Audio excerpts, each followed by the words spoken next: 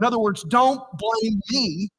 The Lord is making me say this. When I try to curse them, it comes out as a blessing. Round 3, king says, try one more time. But here's what comes out when Balaam tries to curse Israel. Chapter 24 and verse 8. He says of Israel, God brings him out of Egypt. He has strength like a wild ox. He shall consume the nations. And Balak's over there just going, what in the world? He shall break their bones and pierce them with his arrows. He bows down and lies as a lion, and as a lion, who shall rouse him? Blessed is he who blesses you, and cursed is he who curses you. This time, Balak loses it. He's so mad, and God just immediately gives a blessing in Balaam's mouth that is prophetic in chapter 24, verse 17. He said, I see him, but not now. I behold him, but not near. A star shall come out of Jacob. A scepter shall rise out of Israel and batter the brow of Moab and destroy all the sons of tumult. Now that verse, Numbers 24:17, has long been recognized as a prophecy of the birth of the Lord Jesus, the Messiah, who would be born, as Balaam said, not now, but many years later, and he will come like a star, a brilliant and shining star like the light of the world.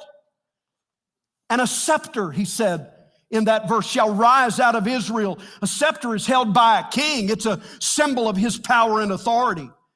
And so he's prophesying a king is going to rise out of Israel, not some puny, frightened king like Balak here, but the king of all kings with all authority and all power in his hand. And so what happens is God just kicks it up a notch.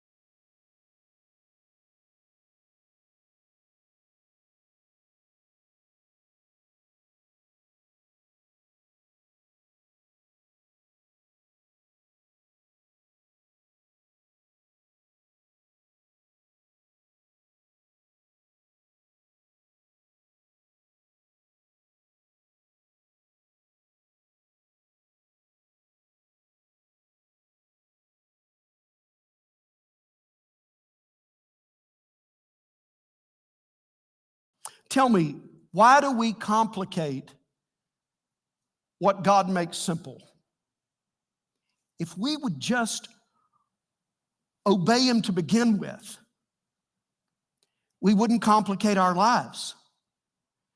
But because we don't follow his commands, our lives become complicated. Does that mean anything to anybody else besides me today? That God says, don't date that person. And we complicate it and end up with a broken heart. God says, don't say that.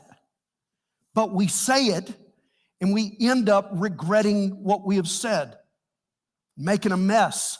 God says, forgive, but we hold on to it, and we end up bitter and broken on the inside. God says, don't do that, but you do it and end up complicating your life with shame and regret and all these things that you have to undo. You know, Jesus said, my yoke is easy and my burden is light. There's no good reason to complicate that and make it heavy and hard. When if we just follow him closely, walk by his side, do what he says, decision by decision, day by day, his yoke is easy and his burden is light. But so often we complicate what God makes simple.